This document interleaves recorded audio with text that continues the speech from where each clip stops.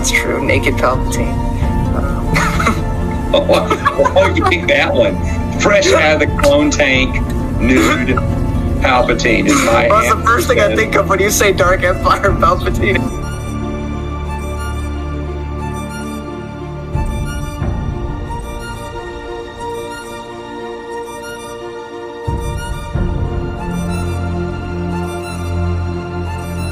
Hello everybody, and welcome back to the Star Wars Expanded Universe, narrated by Disney, or current Lucasfilm, whichever way that you slice it.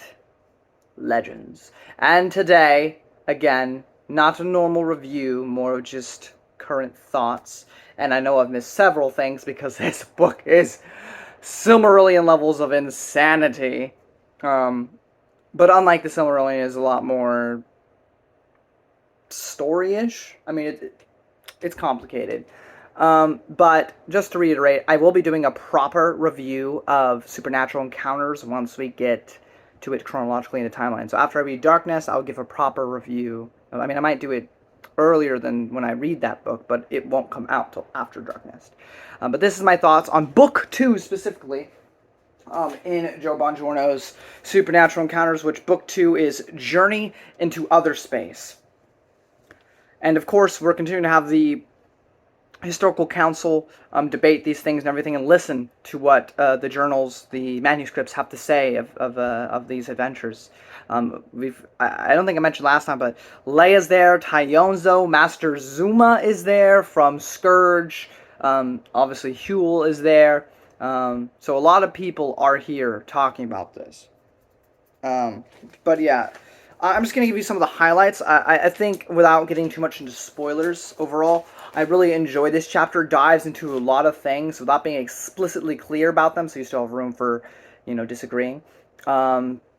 It dives a lot into the Osarian's origins, which is one of the more weirder, parts of the 80s kooky Lando Calrissian trilogy is the Osarian system and the Mind Helper of Sharu and all the things dwelling with that.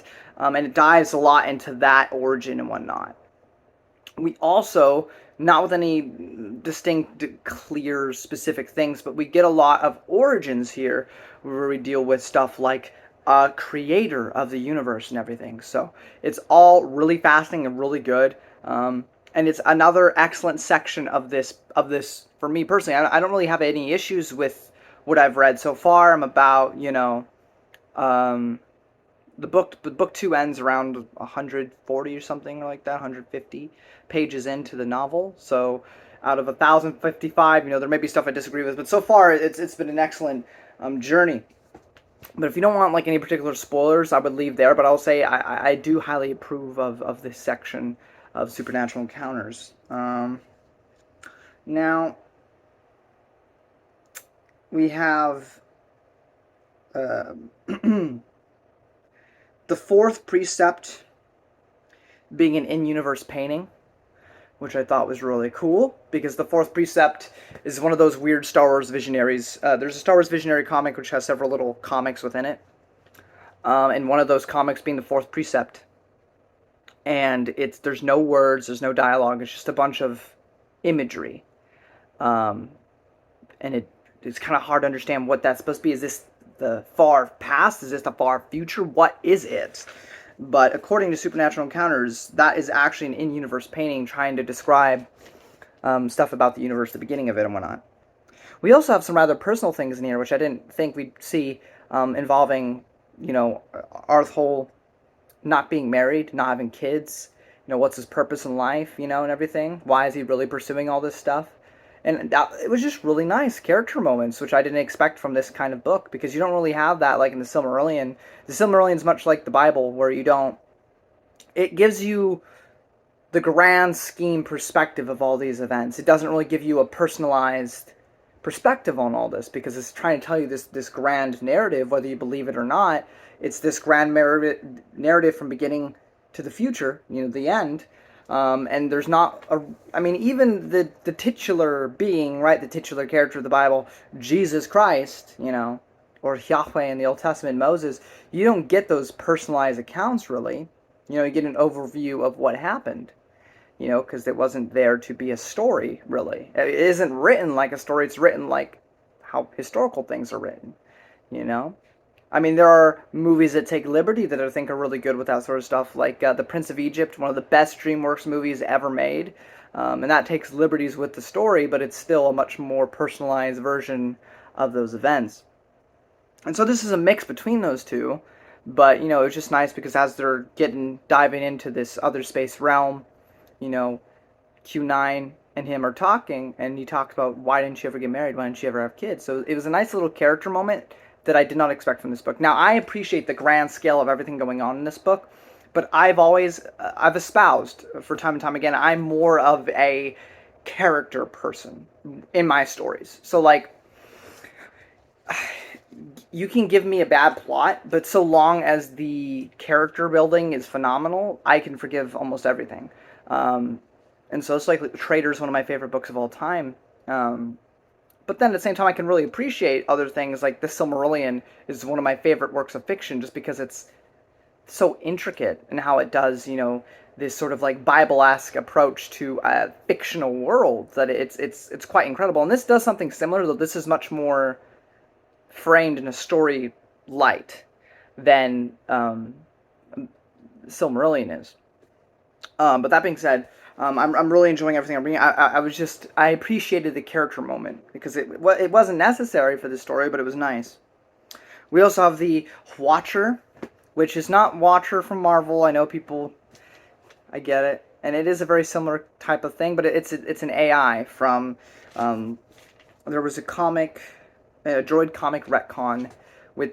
That's what this whole section is with the Watcher, is like this AI person. Even I'm so stupid, guys. You don't understand. Like, Brennan's gonna break this down, and you're gonna understand everything perfectly clear. And he's gonna leave you pictures and references and dot dot dot. I'm not like that. I'm pretty sure I know what it's referring to, but I gotta be honest, I don't really remember. But it sounds vaguely familiar. But yeah, it's this robot chick, and I am assuming it's a chick. I assumed it was a chick because she's referred to as mother, but it's an AI. Anyway, so that's who they're talking to, and she's telling him a lot about the origins of the world and everything like that. Osarians is also said to be some, not the, but some of the firstborn like species / races in all of the Star Wars universe. So I thought that was fascinating. We deal with the interstellar gates, and we start getting into what the Qua built and everything like that, and stuff we see in Dawn of the Jedi and all that. So we're bridging gaps between these things that were previously just mysteriously unknown. Which I know a lot of people prefer that, but I kind of like that we're getting this stuff to understand about how do these Infinity Gates work, how does this work. Finally getting some answers to these questions. We also get definitive. I mean, I guess it's not definitive because it's just an AI saying this, but the AI confirms that there was a creator to everything. Now, it may not be necessarily a personal God like it is in real life. If you're an atheist, I apologize for offending you. But, it's clearly a monotheistic being who consciously or unconsciously created everything. And the cosmic force is a separate thing that derives from that, but there is a deity that created everything in this universe. We also have liches, which liches are not, like the Lich King from Adventure Time or from World of Warcraft, but they're these weird shadow creatures that are attacking our main characters as they try to escape outer space. Do you like the Crystal Star? I hope so, because Waru shows up. That other dimensional wall of flesh. He makes an appearance here. That was great. I love that. I'm not going to tell you too much about read the book, but he shows up. That was fun. And as they go back to the council, we see that Mandar Zuma's there, which he would previously, I don't think he was mentioned, but here we see that Mandar Zuma is a part of this conversation, which is really cool. The Beyond Shadows is mentioned, which I'm pretty sure is a thing in like Fate of the Jedi and stuff, dealing with Jason and everything. But that was really, really cool. Also, literally a dark, shadowy thing. Q9 kills this dude. and a dark thing protrudes from his body. There's a famous art. I'm using it for this freaking for the thumbnail of this video. It's the fact that people still question this book afterwards is insane to me. But you know, there you go, proof right there. But again, not good enough for these people, I guess. But that was really cool. And again, this book is explaining and opening my mind to so much more of the expanding universe, but it's also not explaining everything. Like, at least so far, I'm only 100 pages in, but I still feel like there's so much unknown. Like, by answering all these questions, I'm still left with more. And I think that's the best way to approach it, at least so far. Again, these are just my initial thoughts. I am not giving a whole review of the entire book because I have not read the entire book. But so far, these are my thoughts on that. Also, Vitiate gets a mention. I'm sure they'll dive into that more in the future, but they do know that Vitiate / Valkorion, the Dragon of Zakul, is a thing, which is really cool because they try to compare it to some other stuff that they're talking about, and I'm excited to see wherever that leads with that. I think Vitiate / Valkorion is one of the greatest additions to SWOTOR, but I know a lot of people don't like SWOTOR because they get all pissy about everything, and they don't want to be happy, they want to be angry all the time. Whatever. Anyway, these are some of my initial thoughts. I know they're kind of jumbled and everything. My ADHD brain going a mile a minute. But I'm liking what I'm seeing so far. I'm excited to read more, and I hope you'll join me for the journey. And Legends Con is coming up soon, so my channel is going to be stacked to the brim with EU content moving forward for a bit. I'm still reading Dune and everything, but these are going to be in between everywhere, so that way, you know, you constantly have content in between all my readings. So, anyway, thank you all so much for watching, and I'll see you when I talk about Book 3 in Supernatural Encounters. Till then, guys, may the Force be with you, and make sure that the dark forces beyond our realm do not find out that you're learning about this stuff. Or like Arthur, you might be next in line to go away. Till next time.